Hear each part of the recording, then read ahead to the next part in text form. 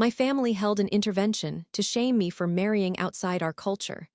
My aunt said I was cursed, my brother called my fiancé cheap, and my mom told me to forget him, so I sent them a wedding invite they'll regret forever. I walked into my parents' house that Sunday thinking we were having brunch.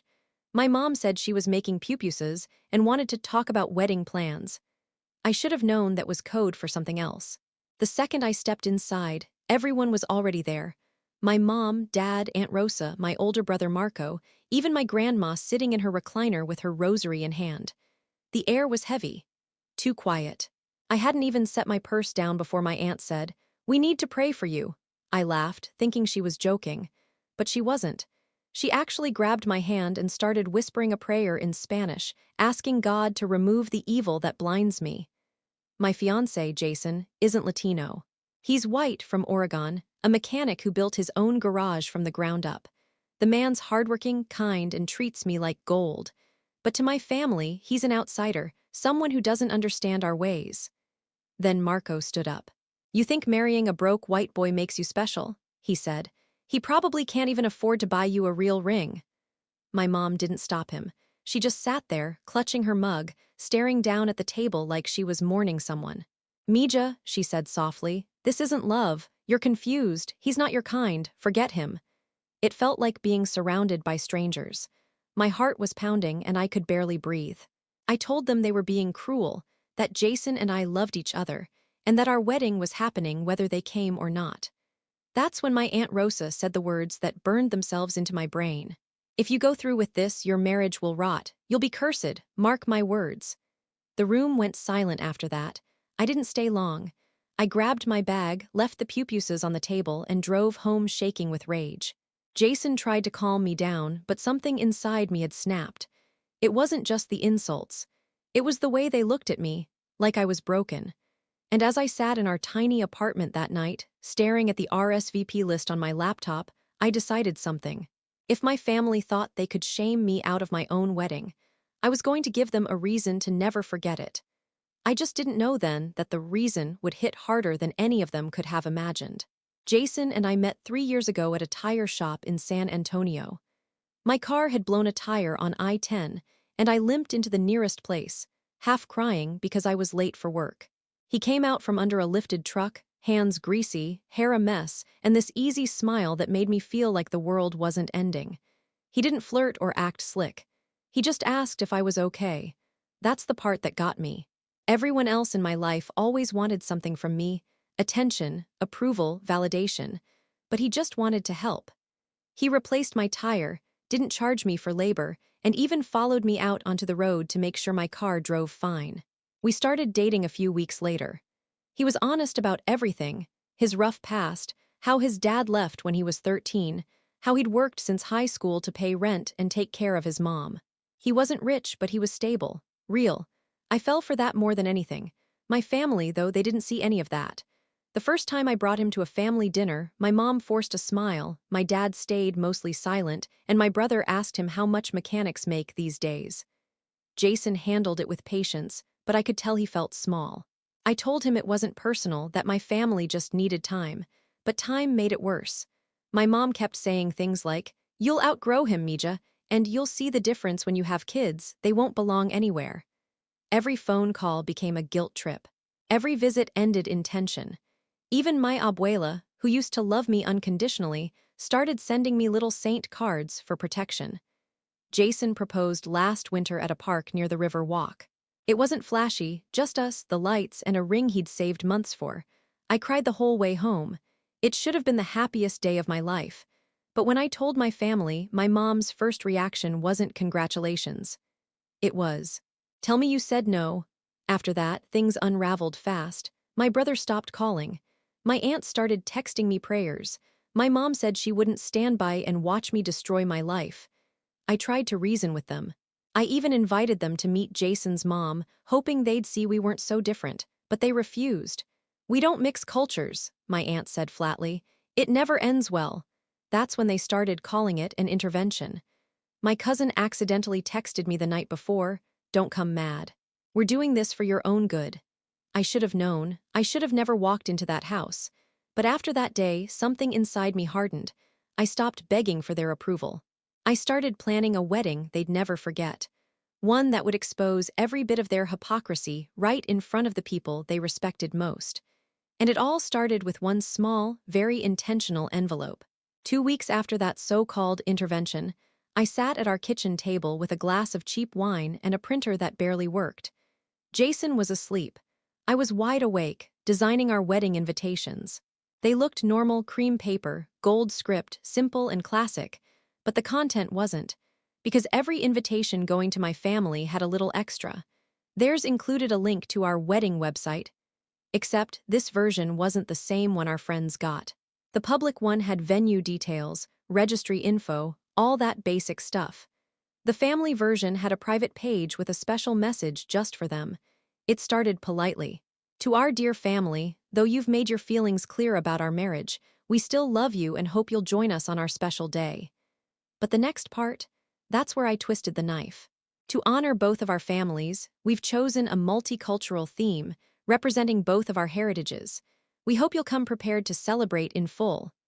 Then I added a dress code. Please wear traditional attire that reflects your pride in our culture. And right underneath that, Jason's family will do the same. It was bait, pure, calculated bait, because my family, they live for appearances. My mom especially, she's the type who cares more about what people think at church than what's actually true at home. I knew she'd show up in the brightest Salvadoran dress she could find, dragging everyone else with her. I knew she'd be expecting Jason's side to look awkward, out of place, like some kind of cultural mismatch. What she didn't know was that Jason's mom had Salvadoran roots too. His late grandmother had moved to Oregon from San Miguel in the 70s, and he grew up eating pupusas and tamales right alongside her. He just never made a big deal about it because it wasn't his story to center. And his mom. She still had the dresses, the food recipes, the accent when she wanted. So yeah, I had a plan. We booked a small outdoor venue just outside Austin, intimate, beautiful, nothing fancy but meaningful. I sent out all the invitations, even hand-delivered a few to make sure they got them. Then, silence. For weeks, no one in my family texted me. I thought maybe they were boycotting. Fine by me. I was okay marrying Jason without them there. But then, a week before the wedding, my mom called. She sounded cheerful, too cheerful. "Mija," she said, "we've decided to come. We want to show support. I'm so glad you finally thought about honoring your roots." My hand froze around the phone. She actually thought it was her win. "Yeah," I said carefully, "it'll be a day to remember." I hung up, smiling to myself, because it would be. Just not for the reasons she thought. The day of the wedding was bright, hot, and tense. I could feel the heat rising off the pavement as guests arrived, Jason's friends from the garage, his family from Oregon, my coworkers, and finally my family. I saw them the moment they stepped out of the SUV. My mom in a bright red Salvadoran huipil with gold embroidery, my Aunt Rosa wearing an even louder one, and Marco in a white linen gayabera that looked brand new. They walked in together, heads high, like they were entering a competition. My mom smiled when she saw me, but it was that fake, tight smile, the kind that doesn't reach your eyes. "You look beautiful, Mija," she said, leaning in for a hug that barely touched. "We're glad you came to your senses."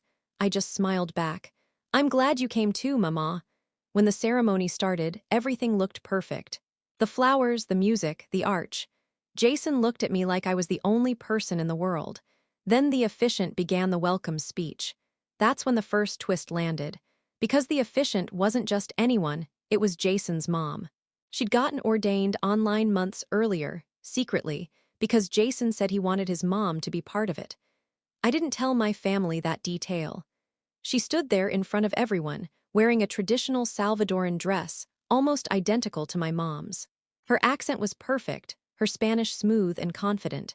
When she switched mid-ceremony and started speaking entirely in Spanish, the crowd gasped. "Hoy celebramos la unión de dos familias, unidas no por color o cultura, sino por amor y respeto." My mom's face turned pale. Aunt Rosa looked like she'd swallowed a rock. Marco's jaw literally dropped. They didn't know what to do. They couldn't say anything without looking ridiculous.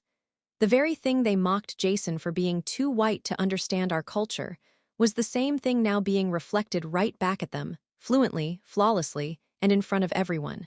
Jason's mom talked about heritage, acceptance, and the beauty of family unity. She even quoted a Salvadoran proverb at the end, one my grandma used to say all the time. The guests applauded. Jason kissed me. And my family? They just sat there, stiff and silent, humiliated in the most poetic way possible. But that wasn't the end. After the ceremony, during the reception, I thought maybe they'd just leave quietly. I was wrong. Because when I went to thank them for coming, Marco grabbed my wrist and hissed, "You think you're better than us now?" I pulled away, trying to stay calm. "No, Marco, I just stopped letting you treat me like garbage." Then my Aunt Rosa leaned in and whispered, "You'll regret this. You've shamed your blood." And I swear, something in her tone made my stomach twist. Because later that night, I'd find out they didn't just come to the wedding to show support. They came with a plan of their own. The first sign something was off came when I went to change out of my wedding dress. I'd left my bag, phone, wallet, keys in the bridal suite, but when I came back, the zipper was open. My phone wasn't where I left it. At first, I thought I was just distracted. But when I checked my texts, I saw a message sent to Jason's mom from my phone. It said, "Thank you for your kind words today, but please don't tell Jason what I told you earlier. He wouldn't understand." My stomach dropped. I never sent that. I looked up from my phone and saw my brother standing across the dance floor, watching me, smirking. It took everything not to cause a scene right there. I smiled, walked back to Jason, and whispered that I wasn't feeling great. We made our rounds, said goodnight to everyone, and left early. When we got home, I checked everything: my bag, the photos, the texts. Marco had somehow unlocked my phone. He knew my passcode from years ago, and I'd never changed it. My heart was pounding because I realized exactly what he'd done. My family wanted to humiliate me the same way I'd humiliated them. They planned to twist something, to make Jason doubt me, to make him question the entire wedding night. And it almost worked. The next morning, Jason's mom texted him, asking if I was okay. "Your wife seemed nervous last night," she said. "She texted me something strange." Jason showed me the message, confused. "Why would you tell her not to tell me something?" I felt cold all over. That's when it hit me, this wasn't random. They'd planned this. They wanted to make it look like I had some secret to poison my marriage before it even began. But they underestimated me. I didn't cry. I didn't beg. I didn't even call them. I just sat at the kitchen table, staring at my phone, thinking, if they wanted to play dirty, I'd play smarter.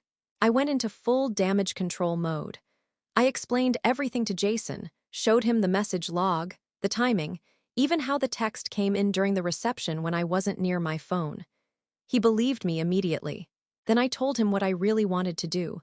"Let's invite them over," I said. "Make them think they won." He raised an eyebrow. "You sure?" "Yeah," I said, my voice steady, "because they think I'm the naive one. I want them to sit here and think they've ruined us, right before I ruin their reputation in return."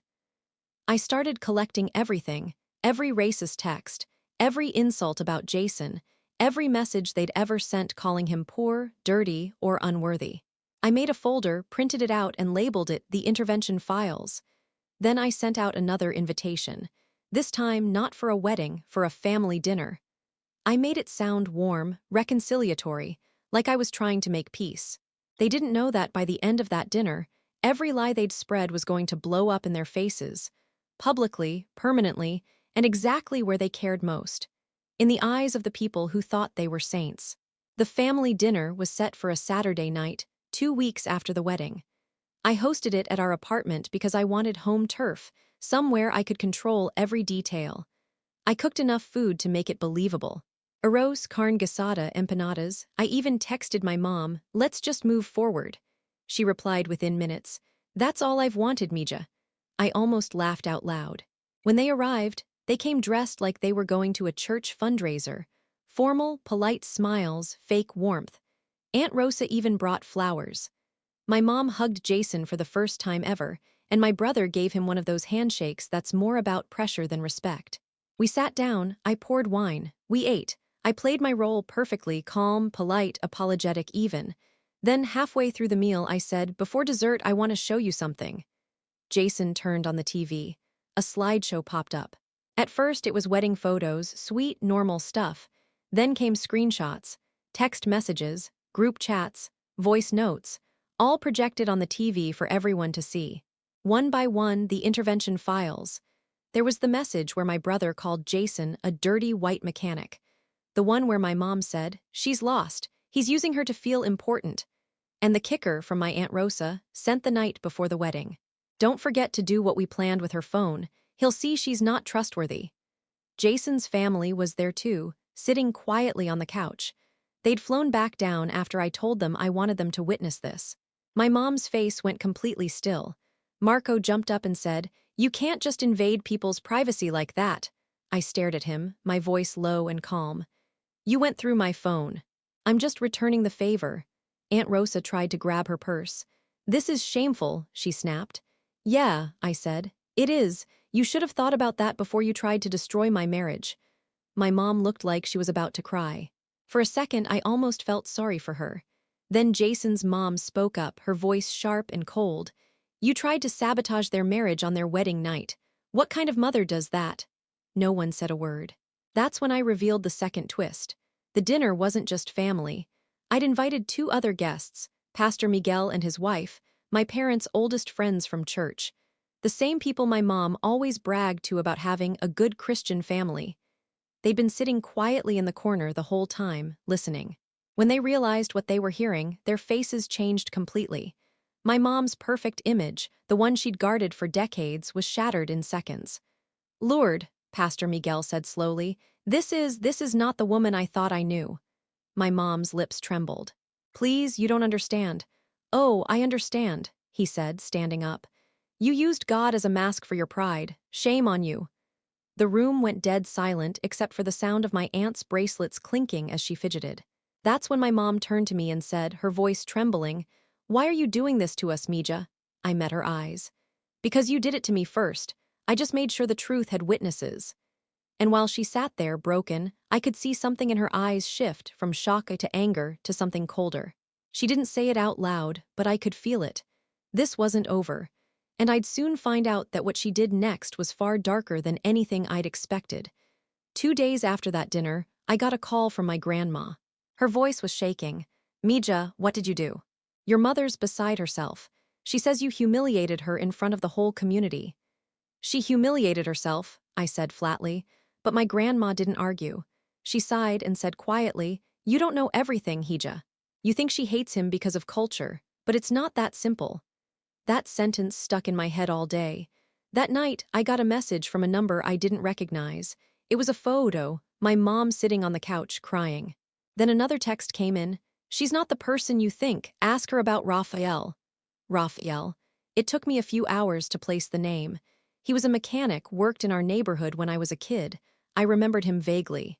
Quiet, funny, always had a rag in his back pocket. He used to fix my dad's truck. The next day, I drove to my parents' house. My dad wasn't there. It was just my mom, sitting at the kitchen table with a cup of cold coffee. "Who's Raphael?" I asked, her hands froze. "Where did you hear that name?" "Someone texted me, said I should ask you." She looked up at me, and for the first time I saw fear in her eyes, not guilt, not anger, fear. Then she said something I'll never forget. "Raphael was your real father." I swear I stopped breathing. She explained everything in one long, quiet confession. When she was in her 20s, before she met the man I grew up calling Dad, she fell in love with a Salvadoran immigrant named Raphael. They planned to get married, but her family refused. He wasn't successful enough, not educated, not their level. She got pregnant with me, and when her parents found out, they threatened to cut her off completely. She caved. She left him, married my dad a few months later, and pretended I was his child. Raphael moved away soon after. Then she said the part that turned my stomach. "When I saw Jason, I saw him. The same hands, the same job. The same look in his eyes. I couldn't let you make the same mistake I did." I stared at her, stunned. "You ruined my wedding because he reminded you of a man you abandoned." Her voice cracked, but her words were like knives. "Because I know how that kind of man ends up. Poor, struggling, making promises he can't keep. I couldn't let you destroy your life the way I destroyed mine." That's when it hit me. It wasn't about culture. It wasn't even about Jason. It was about control. She'd buried her guilt so deep that when I chose someone honest and hardworking, someone like Raphael, she took it as a personal betrayal. It wasn't about protecting me. It was about rewriting her own past through me. She looked at me, tears on her face, and whispered, "You're supposed to be my redemption, not my reminder." I walked out without saying another word. On the drive home, I wasn't angry anymore. I was cold, completely cold, because if her obsession was about rewriting the past, then my revenge would make sure her truth could never be buried again. After that night, something inside me went dead quiet. The kind of silence that only comes when you stop hoping someone will change. I wasn't crying anymore. I wasn't even angry. I just knew what needed to be done. My mom cared about two things: her reputation and her secrets. She'd built her entire identity around being the perfect wife, the perfect mother, the good church woman. But now I knew the truth, the cracks, the lies, the man she pretended never existed. So I decided to make the truth permanent. I started by reaching out to Raphael. I didn't know if he was alive, but I found him, living in Houston, running a small auto shop, married with 2 kids. He answered when I called. When I said my mom's name, he went silent. When I said mine, he started crying. We met the next weekend. He brought an old photo, him and my mom, standing outside a tiny house, her belly barely showing. He told me she left without warning, that he'd written letters for years that came back unopened. Then he said, "I always wondered if you were okay." That broke me. He didn't want money, didn't want drama. He just wanted to know me. So I told him everything about Jason, about the wedding, about my mom's intervention. He just nodded slowly and said, "She's been running from her shame her whole life."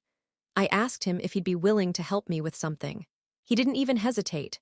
The next Sunday, my mom's church held their annual community luncheon. My family was always front and center, hosting, greeting, pretending. I showed up unannounced with Jason and Raphael. The room froze when we walked in. My mom was at the podium, smiling for the crowd, thanking everyone for their support during a difficult time. Then she saw us. Her face drained of color. I walked right up to her, handed her the photo Raphael had given me, and said quietly, "You should introduce him, Mom, he's family." A murmur rippled through the room. Pastor Miguel looked confused. "Lord, who is this man?" Raphael stepped forward, his voice steady but kind. "I'm someone she used to love." "And the father of her daughter." Gasps, complete silence. My mom tried to speak, but nothing came out. I didn't gloat. I didn't yell. I just looked her in the eyes and said, "You've spent your life hiding the truth because you thought shame made you strong. It didn't, it made you cruel." Then I turned to leave, and as I walked out, the only sound I heard was my aunt whispering, "Oh my God." After that day, the calls stopped. The gossip burned through our family like wildfire. My mom quit the church. She moved away a few months later, no one's quite sure where. My brother blocked me. My aunt stopped speaking to me entirely. And me, Jason and I moved to Houston. We visit Raphael every Sunday for dinner. He treats Jason like a son, and sometimes I catch them laughing in the garage together, grease on their hands, like nothing was ever broken. It's been almost a year now. I don't regret a thing. They called me cursed. Maybe they were right, because the truth tends to haunt the ones who lie to themselves. But if I'm cursed, at least I chose my curse. And this time, it's freedom.